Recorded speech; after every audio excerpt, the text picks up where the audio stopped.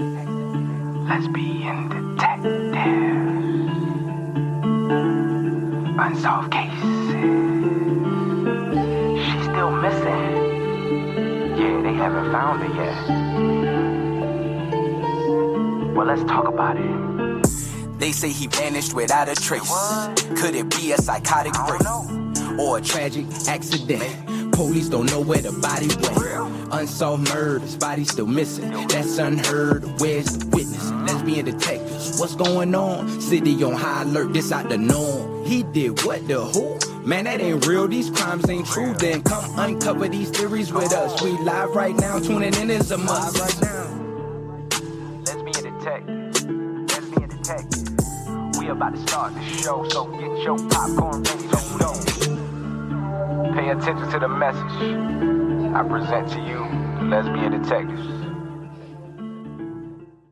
This is Lesbian Detectives. I'm Sierra. And I'm Elizabeth. And we're here talking about missing and unsolved murders. We are discussing cases that you have forgotten about or never even heard of. So sit back, relax, and let's start this podcast.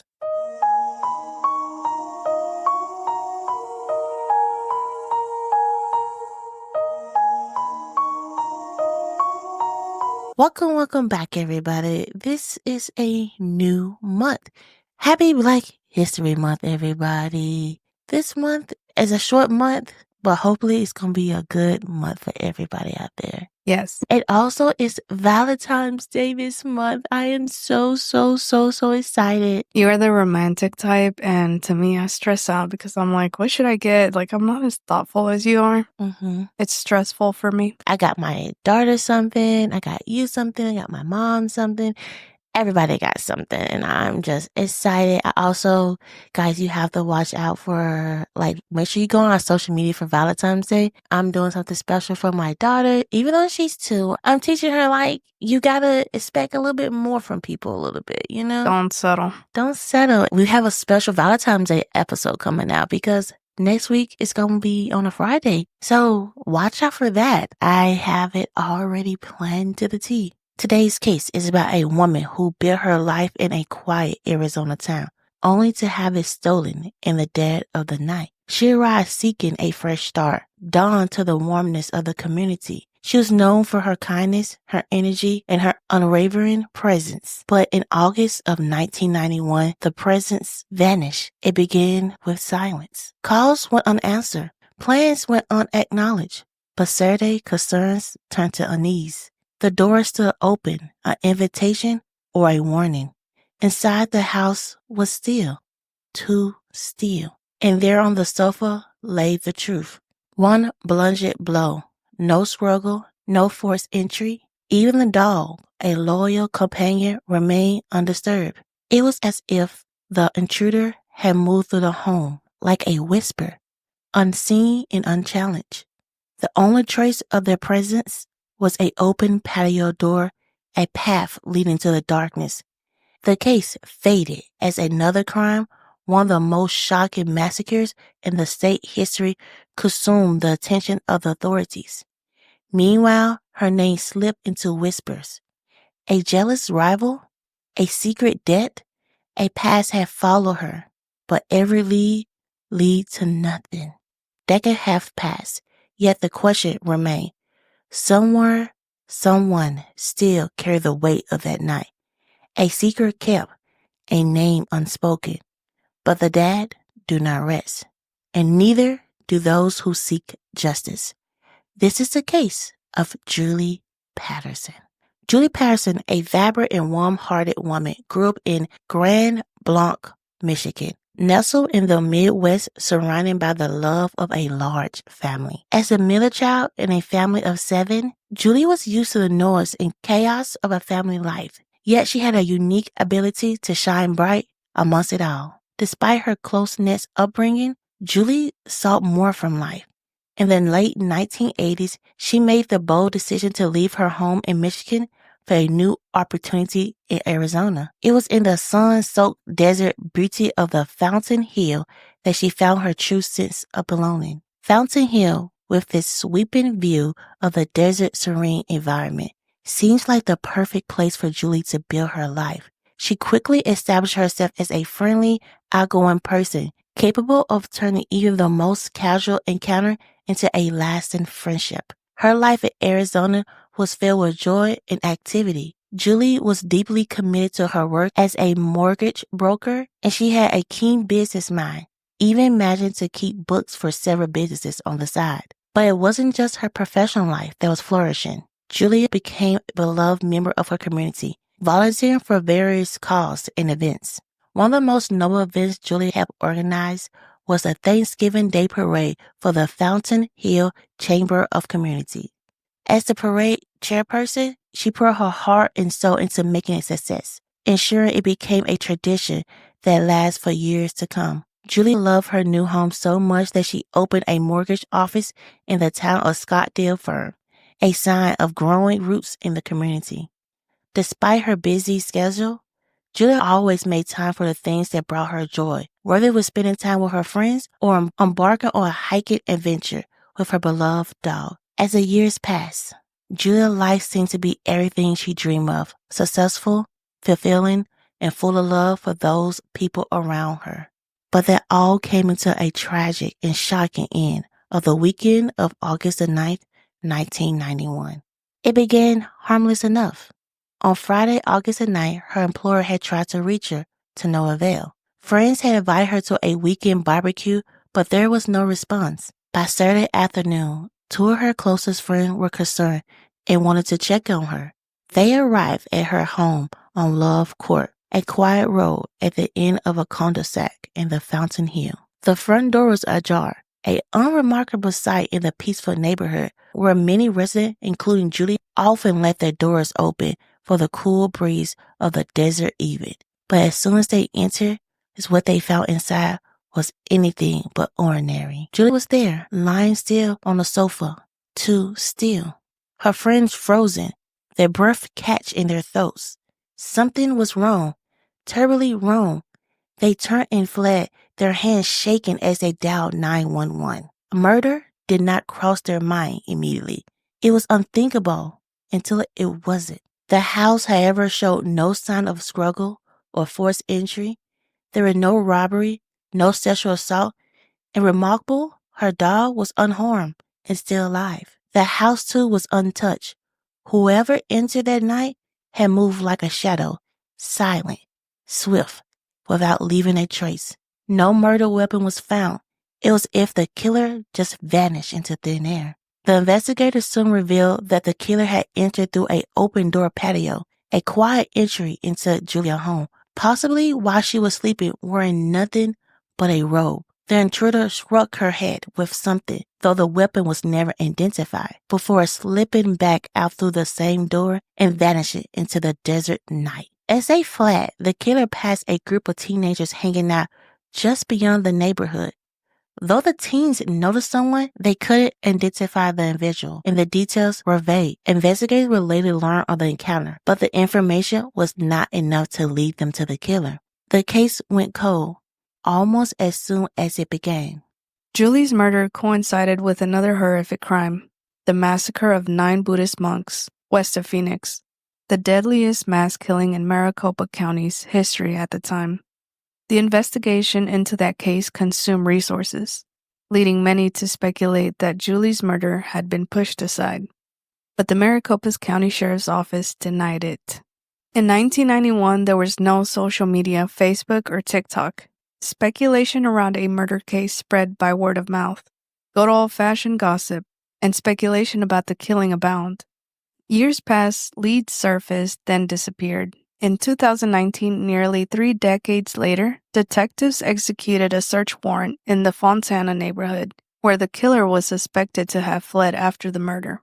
Hope flickered only to be snuffed out once again. Whatever they've been looking for, they did not find it. Joe Arpaio, who would go on to become the sheriff a year later, vowed to keep the search for Julie's killer a priority, though he would later leave office in 2017 with the case still unsolved. Over the years, rumors about the motive for her murder, jealous lovers, secret enemies, or perhaps even a mob connection swirled.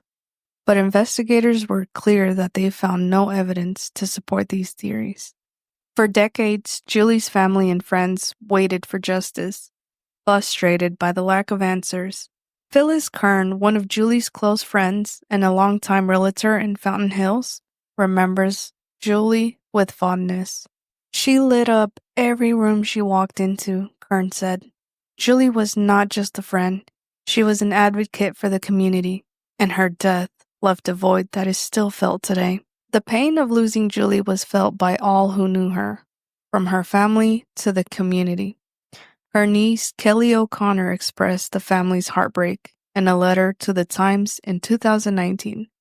"We were robbed of this treasure in our lives," O'Connor wrote. 28 years is a long time. My grandmother went to her grave, never knowing who killed her daughter. As the 30th anniversary of Julie's death approached, her family's plea for answers became more urgent. "It's just frustrating," O'Connor said. "There's no reason for someone to kill this beautiful, kind woman who volunteered in the community, who had so much to give." For all the community of Fountain Hills, Julie's murder remains a painful, unresolved mystery. Despite the passage of time, there is still hope that someone, somehow, will come forward with the truth. Before we end this case, let's sit back and remember the person that lost her life. Julie Patterson was more than just a woman from Fountain Hills. She was the heartbeat of the community. Her presence was magnetic, drawing people in with her kindness, energy, and warmth. A woman of passion and purpose, she poured herself into her town, organizing events like Thanksgiving Day Parade and helping small businesses thrive. With her bookkeeping skills, Julie had built a life that spoke of hope and a fresh start, one that could light up any room she entered. When she moved to Fountain Hills, it was with a vision of peace and happiness. Her vibrant spirit and generous heart became a familiar comfort to everyone around her. But on the night of August 9th, 1991, that peace was shattered in an instant. Julie's life was stolen in the dead of night, and her absence left an unfillable void in the hearts of those who knew her best. Her friends and family, especially her niece, Kelly O'Connor, continued to grieve the life stolen from them. Julie's mother passed away without knowing who was responsible for her daughter's murder, and as the years go by, that pain only deepens. Yet the memory of Julie, her light, her laughter, and the love she gave so freely remains unwavering and cherished. Julie Patterson may have been taken from this world far too soon, but her legacy lives on in the hearts of those who remember her. The mystery of her death may never fully fade, but if her name is spoken, her spirit continues to shine. There are those out there who still carry the weight of that night, and with each passing day, the hope remains that one day the truth will finally come to light. Julie's story is one of love, loss, and the relentless search for justice, and it will never be forgotten. This is the case of Julie Patterson. Now, let's get into some theories. Theories.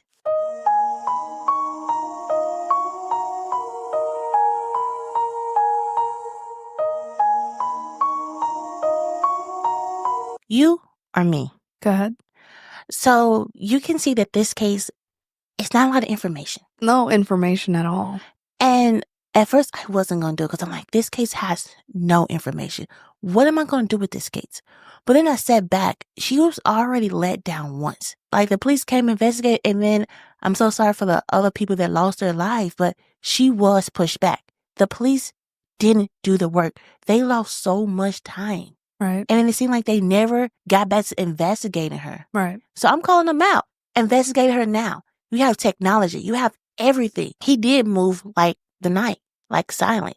Or it could be a woman, too. Oh, we woman. don't know. Oh, I'm going to put that out there. They did move like silence, a whisper. But it's never too late to solve a case. I never believe that. It's never too late. I know theories going to be hard, but we're going to pull some theories out because that's what Julie need. She need her case out there. Guys, I really look into this case. There's no investigations, really. There's nothing.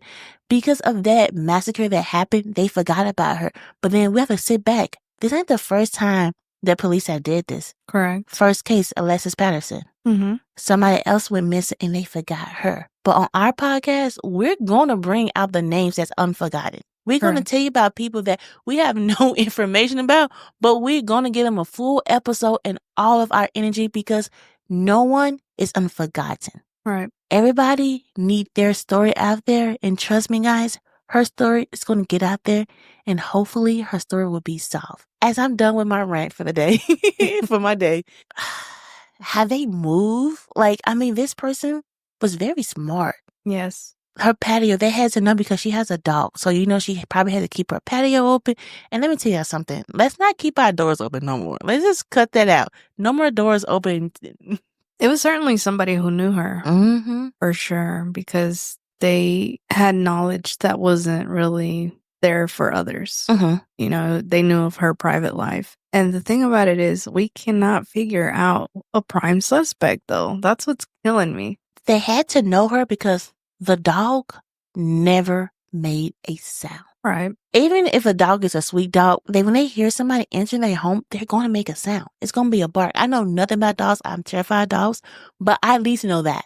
Right. I just got the mail and the dog has seen me 1,000 times barking at me because I'm in their home. Like I'm in their sanctuary. Right. For that dog not to make a sound and was unharmed, that person knew him or her. Well, Right. It never came out what it was, but never, They didn't steal anything. They didn't assault her sexually.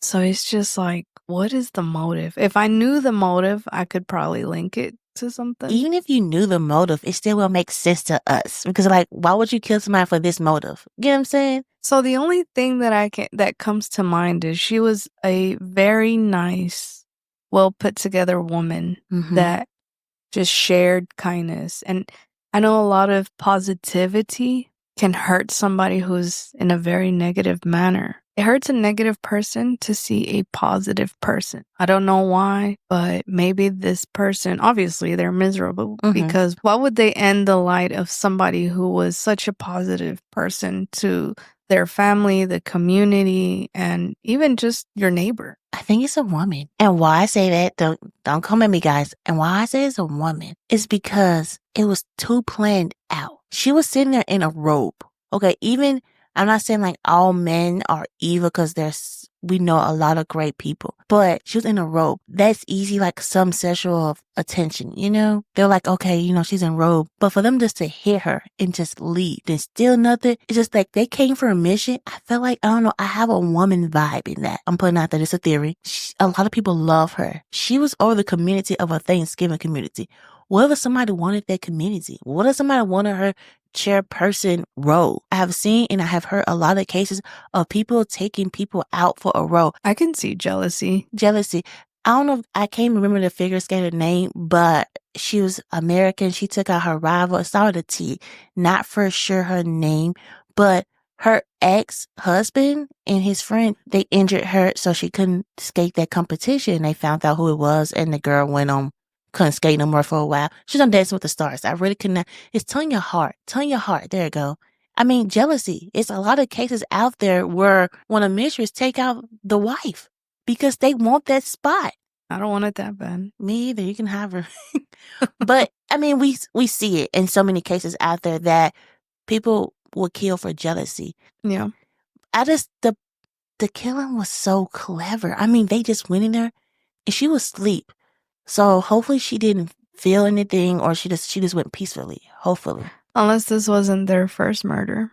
Yeah, because it was too planned out. Or it could be a cop or anybody. Somebody from law enforcement. I don't know. I feel like this one, I felt like the person really, really knew her. And I hope I'm not right about that because that's even more sad. But because it's the dog, they did not touch that dog. That dog did not bark. Because the dog would sniff the person. When the person came in, the dog already knew who it was. It was very planned out. It was perfect to the T. I wonder if they sedate the dog. Give the dog a steak with some pills in it. That's why the dog didn't bark. Because still, I'm not a dog person, guys. So I don't know nothing. So please correct me in the comments. Please do. But even if that person got close, the dog would still kind of bark a little bit, right? Right. So if they gave this dog something to put it to sleep, it wouldn't bark. Because they said the dog was just still on his bed, just chilling. Yeah. So that's another thing. They knew that she had a dog. It was somebody who knew her because they went through her back patio because she knew she kept that door open. Only your true friends would know that information. Right. And if you do keep like a door open or a key somewhere, do not tell your friends. Do not tell. Do not tell anybody where you keep a hidden key or even your keypad number. Don't tell nobody. But it had to be somebody she knew because that's evidence is very important. But also, I wonder the teenagers, they did see somebody and they probably couldn't, identify them. But I wonder if the police really like questioned them, they could have remembered something. Right. It's just sad that her case was overlooked. Even the man came out like, we're going to find her and then you retire. What's happened after that? Because it seemed like her case is just a standstill. But it almost seems like it's getting buried on purpose. Right. Why are you getting buried on purpose? Like, why? Because she seemed like a lively person that everybody knew her. And that's another thing. Everybody knew her. Was she so warm-hearted that she did tell people her information about her? Trustworthy. Was she very trustworthy that she did tell people about the door being open? I don't feel that way because I thought that's an important thing. Let's talk about the rumors. Okay. You have the jealous rival, and we just talked about that. Mm-hmm. You talk about a secret debt. Yeah, but to who? She did do a lot of bookkeeping. I mean, it don't seem like it because it seemed like she was about her money a little bit. So, but a lot of people that have money, they want to keep. I don't know. I'm not rich, so I don't know about people with money.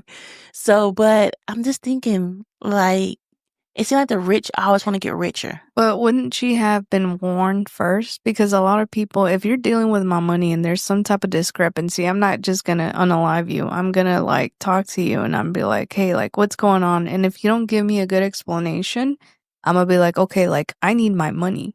I'm going to try and get my money first. And I mean, what I'm saying is maybe they like kind of threatened her a little bit. And then once they saw that she wasn't cooperating, then maybe, the last resort is to unalive her. That's why I don't really, like, wouldn't you see messages or... Well, it's 1991, so no, really.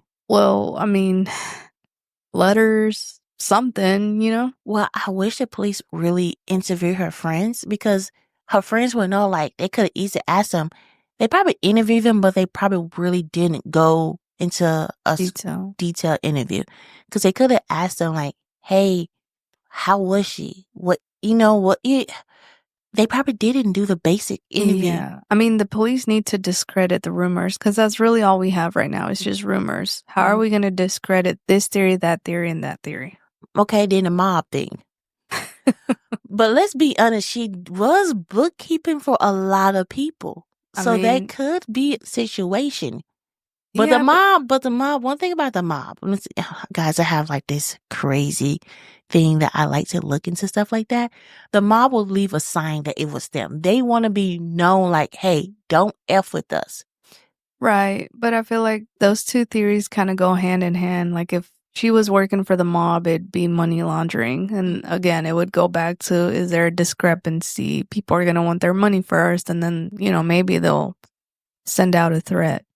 Or with the mob, she saw something she shouldn't have saw. But she would have hid, though. She would have hid. But it's not easy to get somebody to launder money for you. So what they would basically say is kind of, keep your mouth shut. Mm-hmm. And as long as you stay in line, you're not a problem. Mm-hmm. Yeah. So I don't think it was the last two theories because the type of person that she is or was described as to the person that committed those crimes, to me, it doesn't match. It almost seems like she was greedy, but really in how they described her, she wasn't, you know?